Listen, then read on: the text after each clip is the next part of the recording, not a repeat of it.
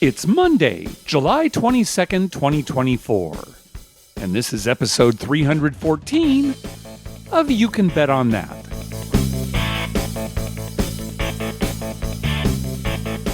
Hi, everybody. Welcome to You Can Bet on That, a podcast for the recreational gambler. I'm Mark Duvall. And I'm Dr. Mike. Oh, Dr. Mike, I am in a slump.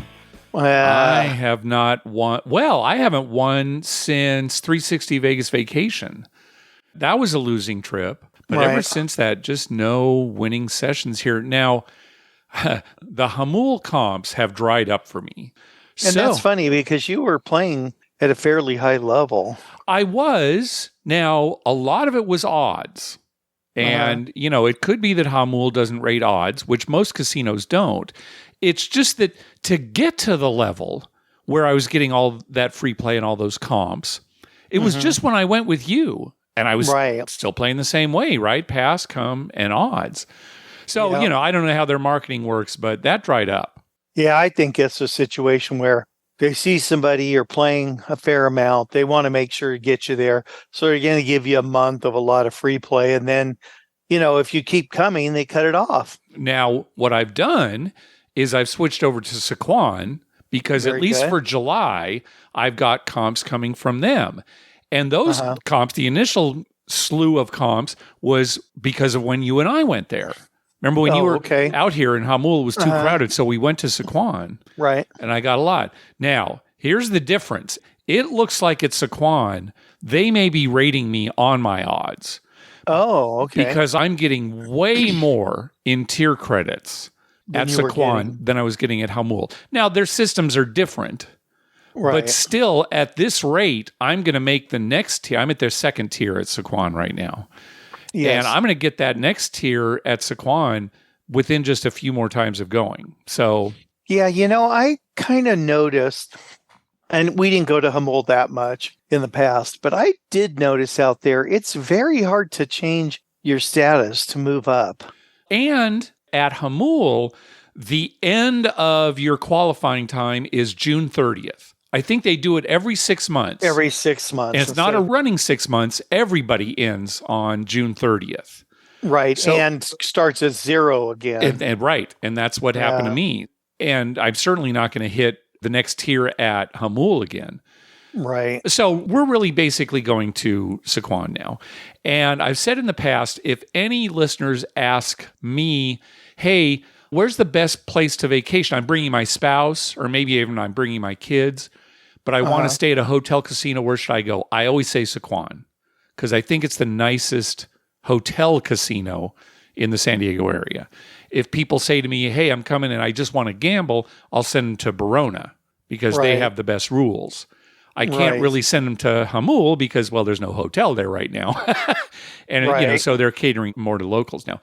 But here's what I found. Sequan, it's much more open. You know, we've talked about how Hamul has that very small footprint. So it's kind of packed. Right. But they only have one craps table at Sequan. The plus side is, though, there's always room at that craps table. Not a lot of people play there. Right. Hamul is attracting more craps players. A downside of Sequan, only 5 times odds instead of 10 times odds. Yeah. But the upside, I've already talked about it. It looks like I'm earning more tier credits, and so I'm going to stay at these higher tiers for longer at Sequan. Yeah, and hopefully get more free play. Right. So pros and cons, you know, certainly there, but it's all Sequan for me now. It's funny because months ago I said, oh, Harris is dead to me, and it's all Hamul. And one of the reasons was because it was real craps, right? They ordered the cards. Right. Now they're having to shuffle them again like everybody else. So again, here's another reason, too, to prefer Sequan for maybe some low rollers. We find $10 craps there almost all the time. And usually at Hamul, it's 15 or more. So Right. Well, I think when Hamul got busier, their craps tables minimums went up. Mm-hmm. You know, because you're kind of trapped, especially in San Diego. You can't just walk next door. Right. You got to get in your car and drive somewhere. And having only one craps table at Sequan and not being that busy, you know, they keep it at 10. So they tracked everybody. And even though I'm getting really good credit at Sequan now, I wanted to mention they've got a roll to win table right next to the regular one. And there are big stickers on it saying you don't earn anything here. at the roll to win. Yeah. Which, I think it's kind of silly. I think the reason they put that there is they don't want people doing a do we don't and trying to earn credits. But honestly, if you're comping people according to the math, it shouldn't matter whether they're doing a do we don't or not. Because when that 12 comes up, where it's a push on the don't and it's a lose on the win, I mean, that makes up for it. Anyway, we've talked long enough about San Diego casinos that most people don't care about. All I wanted to say is I'm in a slump. I know a lot of listeners have been in slumps. Am I in the middle of a slump? I won't know till the next time I play. It happens. Right. These slumps can go on so long that you can't believe it. I just want to let people know that. You just kind of have to deal with it. So hopefully I'll get out of the slump soon. Need to break it. You need to I need to break it? Is that what I need to do, Dr. Mike? Okay. I'll shoot for that next time. Change something up. Drive a different way there. Wear different clothes. That's right. Order different drinks. Stand at different places on the table. Go under an assumed name. Whatever it takes, Mark. All right. All smart gambling advice, Dr. Mike. Yeah. Well, let's talk about a system that the Wizard of Odds posted at his Wizard of Vegas forum. Now, the Wizard isn't big on systems, but the reason that he posted about this, two reasons. Number one, he came up with the system himself. And number two, it can help lower the volatility of a craps game. On the come out roll, you're always going to be making a pass line or a don't pass bet. And every roll that's not the come out roll, you're going to be making a come or a don't come bet. And here's how you determine which one you're going to make. And let's just call all the pass line and come bets do bets. And don't pass and don't come don't bets. Don't bets, okay. So if you've got more do bets on the table than don't bets at any time, you'll be making a don't bet. If you have more don't bets than do bets, or they're the same, they're equal, then you make a do bet. Okay. It's as simple as that. So if you're starting a new shooter, you say, okay, how many do's and don't bets out there do I have? Well, you don't have any. So it's equal. You have zero of both. So you make a pass line bet. You make a do bet. You make a do bet, right. And then, if that wins, well, you take it down and you still have zero do's and don't bets. So you just leave that pass line out there. So you make another do bet. Yeah. If a point is established, well, now you've got one do bet and no don't bets. So you make a don't bet. So you make a don't bet. Right. Okay. And if that goes up to a number, well, then, they're even again. So you make a do bet. You make a do bet. Yeah. I gotcha. So, depending on then what numbers come off, what goes on, that's it. That's all it is. And again, it's just to kind of reduce the volatility. Now, some people might be thinking, well, that sounds awful. I would hate to play that way. Where's the fun in that? Well, yeah, I can understand that from a lot of people. If you're somebody who's kind of math oriented and you like keeping track of different things and you like doing exactly what the system tells you every time, okay, do I have more do's or do I have more don'ts, right? That's what I'm going to bet. Again, some people might just think it's frustrating and boring, but it can reduce the volatility and, you might get some good ratings out of it depending on the casino. And let me ask you this, no odds, I assume? He says it doesn't matter. Right? And just like, again, odds don't matter in the long run, right? The casino head doesn't have an edge, but you don't have an edge either. So if you want to put odds, that's up to you. That's not part of the system. Okay. And I assume if you were going to put odds, you'd want to make them consistent, like taking full odds or laying full odds. I guess you'd want to make it consistent. Yeah. Right. Sure. I mean, because then, if you decide, I'm only going to take odds on the don't and never on the do, well, that's great if things aren't going well on the table, right? They're cold dice. But he just says ignore odds for the purpose of this. So, but I would agree with you, Mike. Be consistent if you can with the odds. And I would say that you're not going to have any really big rolls. You can have some big rolls. It's just the dice have to cooperate very specifically with how your bets are out there, right? Right. You have to win some do bets and then win a point and have a 7 out. I mean, we can come up with all sorts of examples. Right. But, in order to make any kind of serious money, the dice have to very specifically adhere to where your bets are. But, and also to lose a lot. Yes. To lose a lot. The dice would have to adhere to a certain pattern that maybe isn't that frequent. Yeah, you have to be repeating all of your don't numbers and none of Right. your do numbers. And then, Right. 7 out when you've got more do than don't out there. Yeah. I'm not recommending this system. I just Right. thought it'd be interesting to bring up in the show. And I'll post a link to his post in our show notes. So if people want to look at the conversation that's going on there, they can. Now, would you ever play this? Other than just trying it once. I don't know. No, as a curiosity, I'd try it once. I wouldn't stick with it. I have more fun at a craps table betting the way that I do. So, Yeah, again, it's more of a curiosity that I bring it up. Yeah, it's interesting. But I mean, for me, it would just be so, I'm not going to say boring. It would be too rigid. Okay, well, sure. I am more of a rigid player than you are. So I or somebody with kind of the same wiring might get a kick out of doing it and just, here we go. Oh, here we go. Robotic. Yeah, and you make no other bets like hard ways. You don't make any hot bets, nothing on the come out. Not as part of the system. I'm not saying you couldn't, but it certainly wouldn't be part of the system, to add these. Because, again, it's to reduce volatility. And when you bring in those not just high house edge bets, but high variance bets, it's going to affect your bankroll. I'm just sitting here while you're saying this, thinking about the last time I played. Someone I didn't know who was standing next to me said he was doing the Iron Cross. Uh-huh. And he said something about, I like this Iron Cross system. It's not that exciting, but when it works, it really works well. And I felt like saying, oh, okay. Anything when it works. Yeah. Works well. That's right. Well, with Iron Cross, what you want are field numbers, right? You don't want the 5, 6, and 8. Those are like hedges. Yeah. So you just want field bets the whole time and hopefully 2s and 12s. Right. And for those not familiar, the Iron Cross is basically you make a field bet, say $5, and then you make place bets on the 5, 6, and 8 for $5 and $6 and $6 respectively. And the idea is that you win at least something on every roll that's not a 7. So that's... Yeah. Anyway, but I didn't say anything to him. Yeah, sure. But when it works, it works. When it works, it works. Boy, going all the way across on all the numbers, when it works, it works. Oh, yeah, that's true. Boy, turning all your bets on the come out, when that works, it really works. Oh, my God. Just betting the don't every time. When that works, it works. All right. We're not going to talk about the system any longer because we could bring up a bunch of different systems that are maybe interesting. And shoot, just go onto YouTube if you want to be bombarded by crap systems. They all have their pros and cons. I want the one that guarantees a win every time.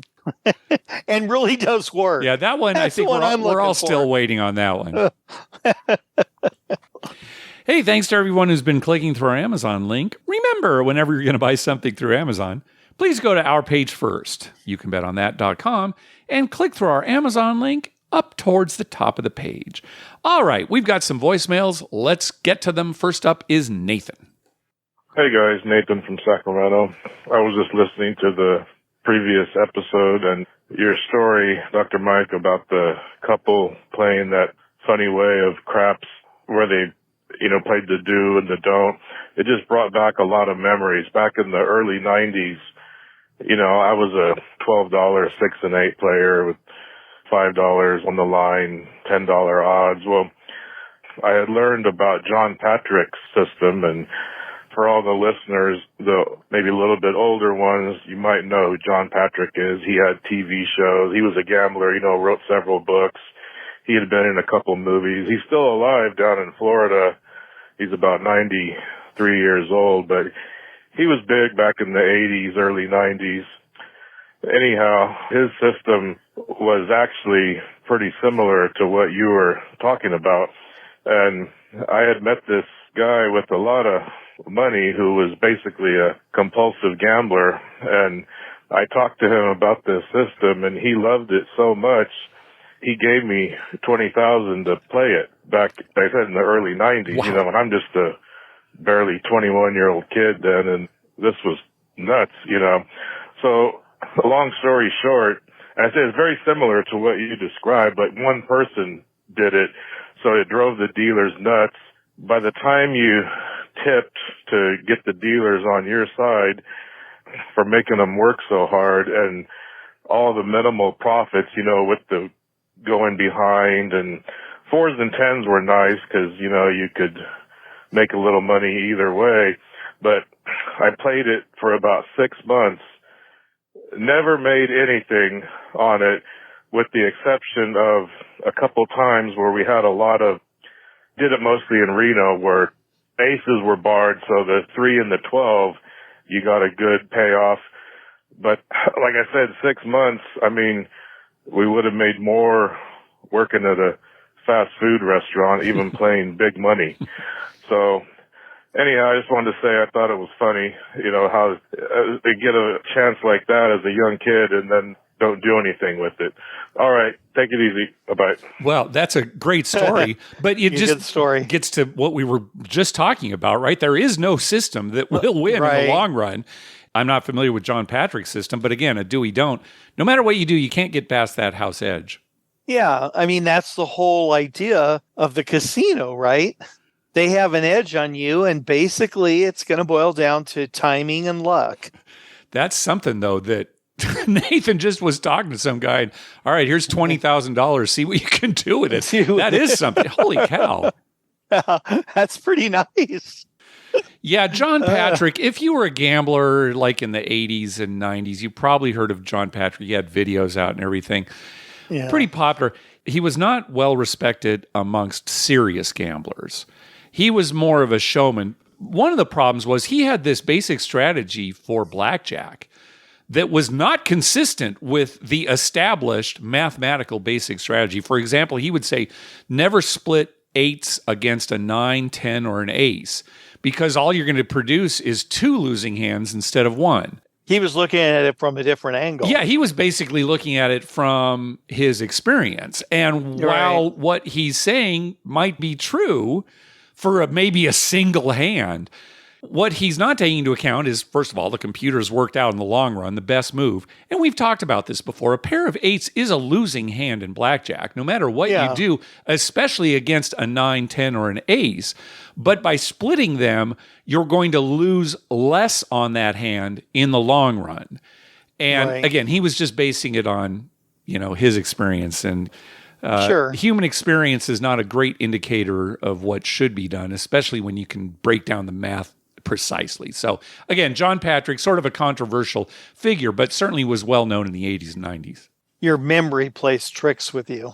Exactly. You remember the times you split 8s and then even ended up having to double down on one of your splits and then losing all of them, right? Because the dealer hits to 21 or whatever. Yeah, we've talked about selective memory in the past. But great story, Nathan. Thanks. All right. Next up is Aaron. Hey guys, how are you? This is Aaron from Miami, Florida.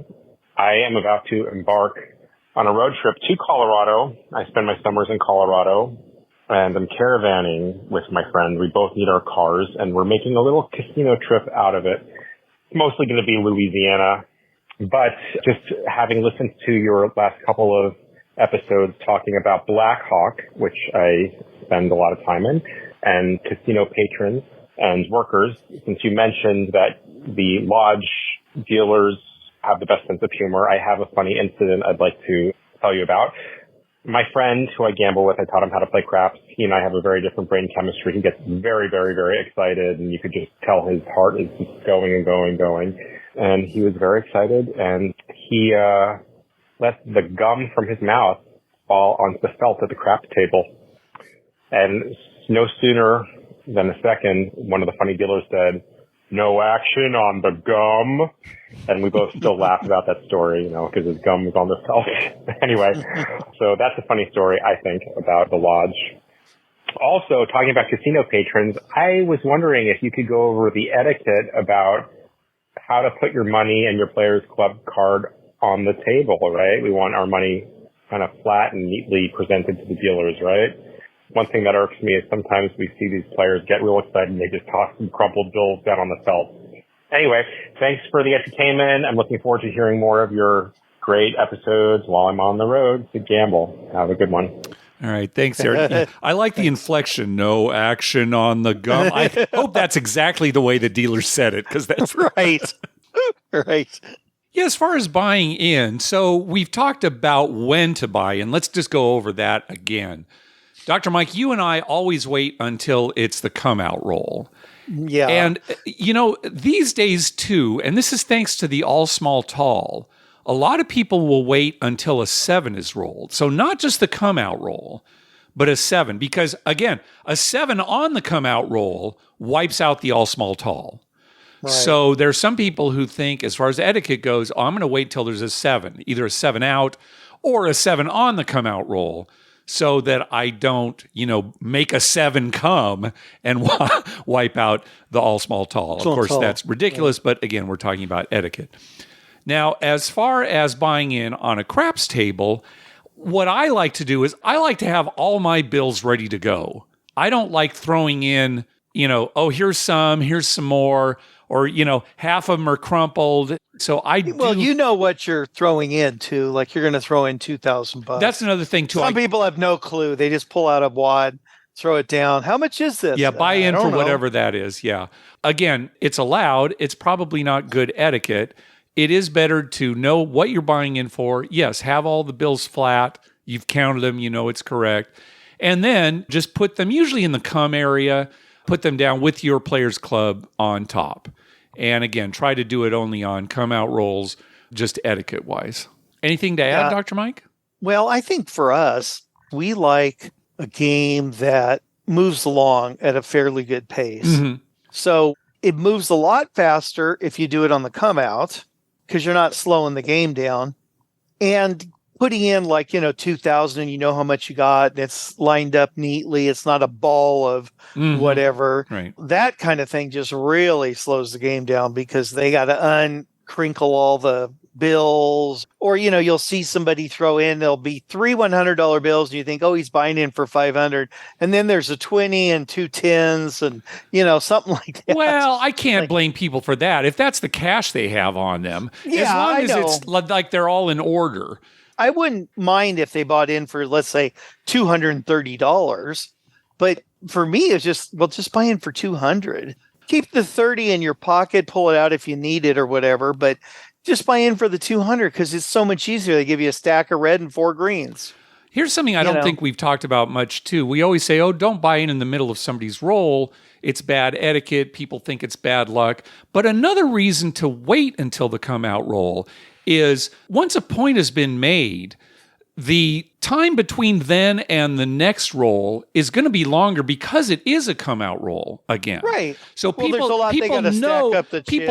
lot is going to happen there. So it doesn't feel like it's as big a break in the game, because everybody, it's a come out. Oh, that's right. Okay, yeah, a lot has to go on.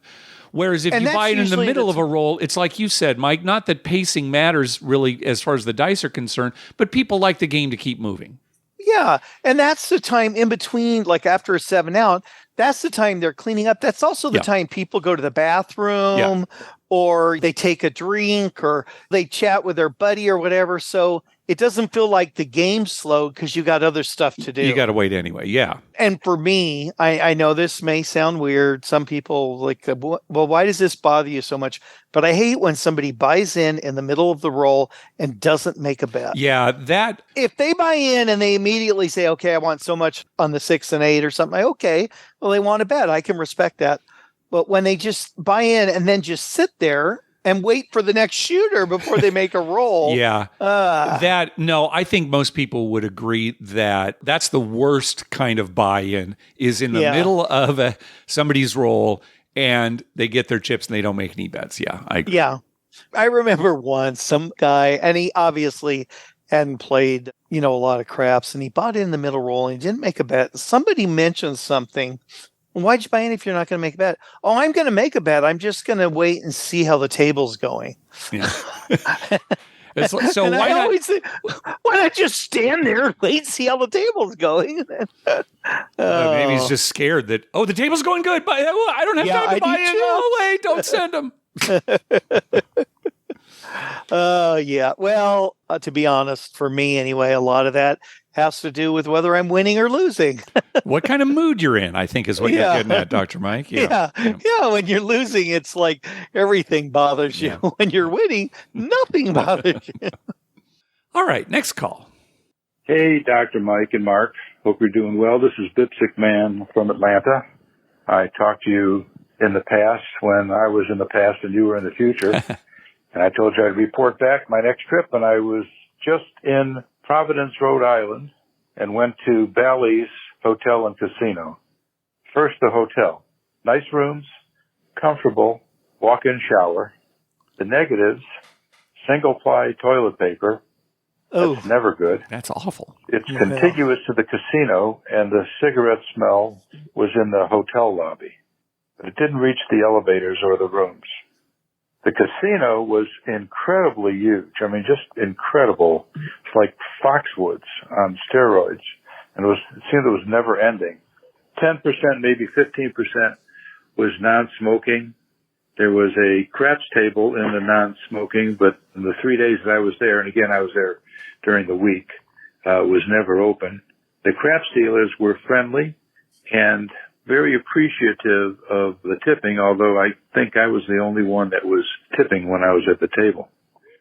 The 2, 3, 4, 10, 11, 12 were buys, no automatic. Of course, that's not as good as if it was automatic. And since it was midweek, I'm guessing there was only one table open most of the time, and it was a no craps table. Always a $15 minimum. There's a sports book up on the second floor. Next to it is the diner, and the food in the diner was, give it a B-. I'll say that the credit manager, John, was extremely helpful in setting up my credit line. And the host, Angelo, I believe his name was friendly, and he gave me a $75 food credit as a welcome. I would go back there if I was up there, but I certainly wouldn't make a special trip. I only went there to watch the U.S. Senior Men's Open, which was at Newport Country Club. Just an absolutely gorgeous golf course. And I had essentially a very good time. There's a place called Champlin's up towards the coast, which was about an hour, maybe 40 minutes away from the hotel casino, where you, up until 5 o'clock, you buy your own lobster, and they cook it for you at $15 a pound plus $5. A pretty good deal. Signing off, I will call back after my next trip. Thanks. All right, great. Thank you. We don't get a lot of trip reports from Rhode Island, so that's great. No. I honestly, first thing I'd do when I got home, if I was him, sternly worded letter to the casino, to the governor of Rhode Island, to every person I could think of. Single-ply toilet paper in a public arena is just not acceptable. Well, in your hotel room. I mean, you know, talk about public arena. I mean, I can understand, at the beach. All right. Yeah. Right. or in your home, if that's what you choose, what you like, fine. But when you're in a hotel or any kind of permanent structure, let's say that a permanent structure should always have at least double ply. When you're on vacation, toilet paper is one of your biggest friends. Yes. Especially in a casino with alcohol. Yeah. Toilet paper is your friend. It's funny, as you age. Oh, God. How much more important toilet paper becomes when you're in your, teens or 20s. Glimpse into Dr. Mike's life, everybody. A glimpse into everybody's life. All right. Yeah. If you know, you know. Of course, I remember growing up when we just had to use corn cobs. Really? Yeah, there was no toilet paper. Well, you are old. Lynn's father always used to say that. Oh, I remember growing up with just corn cobs. You were born in 1937. He had toilet paper. Well, I mean, if you're on a farm and your crop is corn. Yeah, I guess. That's a lot of corn. All right. Next up is Nate. There's some little audio issues in the call, but it's not too bad. Just a heads up. Hi, everyone. Nate here from Atlanta. Just wanted to give you a gambling report from our trip to Harris, Cherokee. This is a quarterly trip that we try to do. Often we'll incorporate a hike. So if you do get out to this part of the country, do not miss the opportunity to go outside because it is an absolutely beautiful area. Did our hike. We went to Siler's Bald. Amazing hike. Huge grassy meadow you have to climb up. Really tall grasses. Very, very steep, but absolutely worth it. So give that one a try for anyone that might be around the Harris Cherokee area.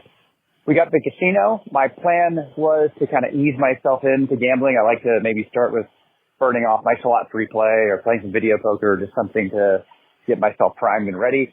My plan this time was to use video blackjack and try out and see if my 1-3-2-5 strategy was still holding well. Unfortunately, we got there. They rearranged the entire casino floor, so couldn't really find but one video blackjack machine that was up and running, but it was full of people. So it kind of threw me off. I played some real blackjack, lost. We brought some new people on the trip that they wanted to play craps, so even though I told myself I wasn't playing craps for a while because it's been killing me, went back to it, lost. So then I just kind of went off and took a little break, came back and just started playing some blackjack. I never really got up at all, but the 1-3-2-5 did help me get back to break even. So that was good, at least on blackjack. Started around with a little bit more craps and lost again. So lesson learned, I just really need to step away from craps for a while. It's just not been very nice to me. A really cool thing that happened while I was there, just kind of talking with some friends, planning some things. I'm looking at a trip to Vegas in August for a convention. And one of the things I like about Caesars is it really makes a small business more affordable to go out to these conventions in Las Vegas. Because instead of spending $200 a night in a hotel, and basically spending the $45 to $50 for the resort fee. The really cool thing that happened, though, is it looks like the Versailles Tower at Paris now has balconies and is about to open. And I got one of those rooms for just the resort fee. So pretty excited to test out a balcony room in Las Vegas and see what that's like in August. Hopefully I don't burn to death on the balcony. Thanks, guys. Appreciate the show. Appreciate what you guys do. Have a great day. Yeah, those balcony rooms going to open up there. Give Cosmo a run for its money. So definitely call back and let us know how those rooms are. Although in August, Mark? Yeah, I know, right? Well, at night, you can go out. He's probably going to be wearing some kind of respirator thing here on the balcony, because otherwise your lungs are going to burn. Yeah, if you want to hear more about Nate's 1-2-3-5 system that he uses, go back and listen to episode 308. We talk about it there. Mike, Harris Cherokee. Now, when we were in Blackhawk, there was talk about, hey, maybe next year we make Harris Cherokee one of the destinations for a meetup, for the community here. And some of the feedback that we've gotten, and even Tim and Eric talk about it on the most recent episode of the Better Life 2.0, it sounds like it might not be great for an official meetup, whatever official means, only because there's really not much else to do there. Yeah, there is some hiking, but not much else. As far as we understand, it's basically just the casino in that. Yes, it's in the middle of Smoky Mountains and it's beautiful, and plus it's not really as easy to get to as some of the other places that we have had meetups. Well, and here's the real big thing for us, Mark. It's one casino. Yeah, that's the other thing is that you wouldn't be. Now, you could drive to the other Cherokee casino, yes. Right. But you're right, Mike. You're there, there. Right. That's what the great thing about Blackhawk. There was quite a few casinos. Yeah. You could move around. Even if you have a place where there's like three right next to each other, at least you can move amongst those three. Yeah. When it's just one, it is kind of not as exciting for a group meeting, right? So again, we're not thinking in terms of an official meetup, but Dr. Mike, you and I still definitely want to go because we hear fantastic things about it. Eric, again, on the recent episode, he says he loves it. Your brother loves it. We definitely want to go. If we do it next year, what it'll probably be is, okay, Dr. Mike and I, we're going to Harris Cherokee. If you can make it, it'd be great to see you there. Right. Without making any plans like, oh, we're going to do this on this night and this day. And it's just like, we're going to be here this weekend. If you can meet up with us, that'd be great. Yeah, and there's nothing formal, nothing scheduled. As a matter of fact, I should say this. I'm going to be coming out to San Diego sometime in August. Okay. I'm not sure exactly when yet. Depends on my daughter. But we're going to come out to San Diego and we're driving. On the way back, my wife and I have been talking about going on the southern route and coming up through Texas and Oklahoma. Okay.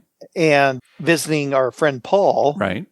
Stopping by and seeing his house maybe. And then while we do that, we'll go to Oklahoma to check out those casinos. Okay. Oh, good. Oh. Yeah. And maybe also come up through Missouri and stuff and maybe stop in St. Louis or Kansas City, they have some casinos. Okay. Oh, great. There's some on the border of Nebraska and Missouri there too. We might check out a few on the way. Maybe not stay there, but at least stop in. So Okay, so that's a tentative plan for you. You will be here in August. Again, we'll let everybody know exactly when that'll be, probably on our next episode. Right. And It'll then- be somewhere the first half of the month, I think. All right. And then as far as Harris Cherokee goes, we're kind of eyeing next year as a possible time, but we haven't decided on a date at all. So we'll let you know if and when we decide on that. Well, I think spring or fall would be the best time. I think Summer's so, too. probably not too bad. Yeah, or maybe, about the same. Who knows, right? Blackhawk was great when we were there at the beginning of June. So anyway, we'll let you know about that, but no plans yet. All right, last call. Hey guys, Rob from Austin, Texas here. I'm a fairly new listener. Really been enjoying your show the last few weeks. I've been thumbing through some episodes. Got a trip to Vegas coming up, and to give a little context on me, I'm a pretty low roller, not because I'm broke, but because I'm frugal. I hate getting wiped out quickly, and the last couple times I've either been to Vegas or other local casinos, I've gotten wiped out pretty quickly, either at the craps table, playing blackjack, any of those things. And so I wanted to find a way to make my money last a little bit longer, have some cocktails, watch some games. And I thought about playing poker this go around as a way to go in with a little bit lower stakes.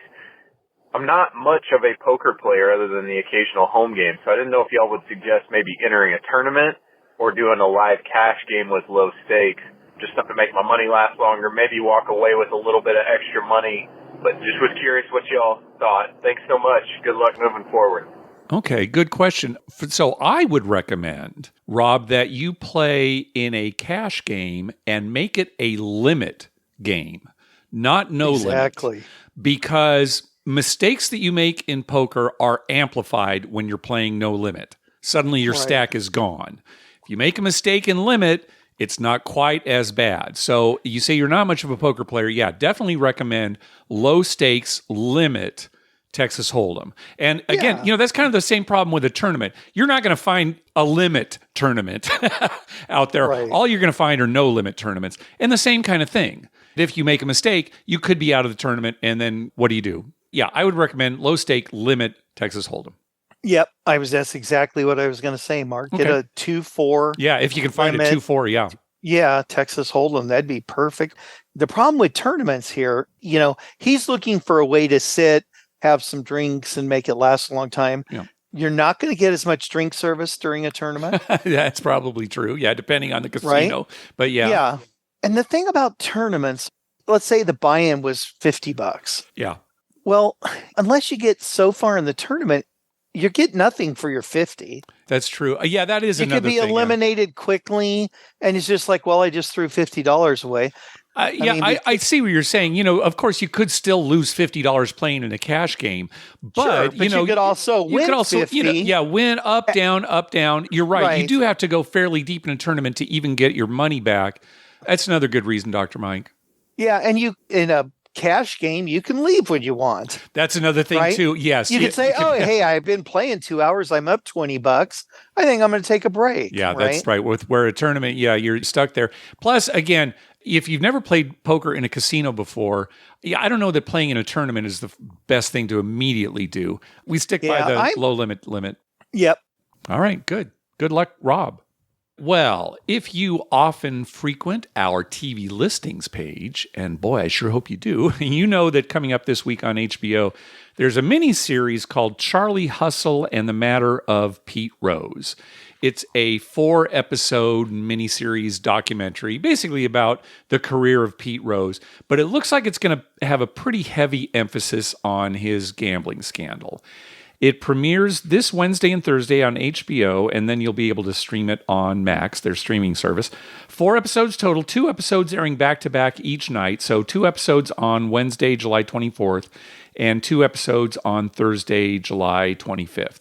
One of the biggest gambling scandals in American sports, and he is still not in the Hall of Fame, although certainly his baseball stats warrant it. Yeah, I don't think he's ever getting in. Maybe not while he's alive. There's some politics involved, and, he's a pretty arrogant guy. However you feel about him, it's probably going to be an interesting show. So there you go. Yeah. All right. Well, this week I will be attending Comic-Con. And of course, if anything gambling related comes up, I'll let you know. That hasn't actually worked out well for me in the past. I'll come back from a Comic-Con, I'll come on the show and say, oh, yeah, there's this new TV series. It's going to be kind of have a gambling theme to it. And then it goes 13 episodes and gets canceled. So don't count on any particularly interesting information from me about gambling. But that's where I'll be this weekend. So... Are they expecting big crowds as usual? Oh, yeah, of course they are. And you remember last year, it was sort of muted because it was in the middle of that Hollywood strike. Right. And, I go for a lot of the TV and movie stuff. And so nobody was there, right? Certainly none of the actors. So, yeah, it's back to its full glory this year. Yeah, I was thinking, having missed a year, it's going to be even bigger this year. All the stars are going to want to attend. They'll be there. Now, as far as attendance goes, I mean, it's always huge. I don't think it's going to be any huger. Yeah, that can't go any higher because they reach max limits on all those buildings. All right, well, that's going to do it for this episode. We want to thank some people for some recurring donations. From Nathan, from the International Brotherhood of Gobbling Donkeys, from Brian Dancer, from Brian and Sarah, from Jason, and from Chris and Josh over at Crap Vegas. Thank you very much for those recurring donations. We also got a donation from listener David. Karma donation for our annual trip to Vegas in 2 weeks. Gamble it wisely. Thanks again for all the great hours of listening entertainment. Oh, well, good luck on your trip, David. Thank you very much.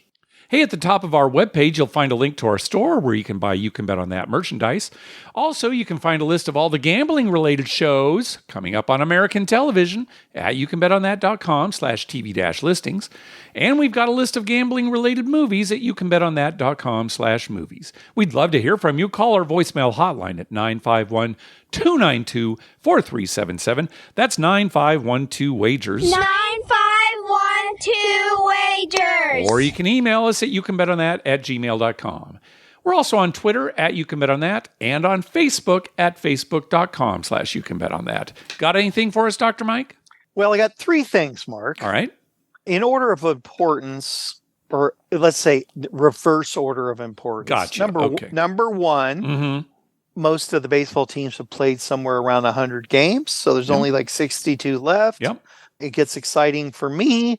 And then football training camp, right? Yeah. Oh, my gosh. I mean, preseason is like a month away. Yeah. It's not even a month. Yeah. Not less than that. Like 2-3 weeks away for preseason football. And that's a great time of year because you got baseball, football, and I love that. And college football starts even sooner. Yeah. All right. Number 2 thing I want to mention is the Olympics. Oh, my gosh. It starts the same weekend as Comic-Con. I am going to, my head is going to explode. Friday night is the opening ceremonies. Right, and some of the soccer matches are before that. Right. And my daughter's birthday is Friday. Oh, my God. She, wants to maybe go up to Mall of America or do something. I'm thinking, it's the opening Olympics. We got to... just stay inside. Not that the opening ceremony is that great, but I want to be ready. I know what I want to be ready for Saturday. Got to be ready, for the first events. And third, and probably most importantly, is I want to challenge everybody out there to try and remove some angst out of their life. All right. Just one little thing. I was telling Lynn the other day, we were driving, I said, people have so much angst. They get so agitated, irritated, upset about things. Get those out of your life. Forget it. Whatever it is. It's easy to say. Yeah, I know. Hard to do. But pick one thing, whether it's politics or your work or something. If people could just eliminate just a little bit, I think we'd all be happier and treat each other nicer. And the world would be a better place. It's sort of human nature, at least for a lot of us, to be negative. And I understand that because for whatever reason, bad things sort of jump at you more than good things. But if you can remove negativity, I agree with you, Mike. Easier said than done. But all right, so you're challenging everybody is what you're saying. Just try it. All right. It was just something I was reading in the news, and somebody was upset about something, and I'm like, it's not really that big a deal. just let that go and move on. Yeah. So the next time on the show, like when you say something that I just find actually horrific, either from a logical standpoint or just an ethical standpoint, or just you're super annoying, I should just let that roll off my back, is what you're saying. Just let it roll off and just say, oh, that's just Mike. Okay. Yeah, he's an okay guy. All right. That's good advice, Dr. Mike. Just relax and enjoy your life. If everyone did that, we'd have so many fewer problems. And that's why I suggest the casino life. It's very calming. It's very calming. Most people find the casino life quite calming. All of their troubles melt away when they're in the casino. Your advice is good, Mike. I like that you brought it around to gambling because it's a gambling podcast, but I don't like that that's probably not great advice that the casino is going to take negativity out of your life. So let's just leave it at that. Okay. Well, maybe they won't take all the negativity out, but how you look at things will determine if it's positive or negative. Yeah, no question. All right. Well, thank you, Dr. Mike. Thanks for listening, everybody. We'll talk again in a couple weeks. Good night.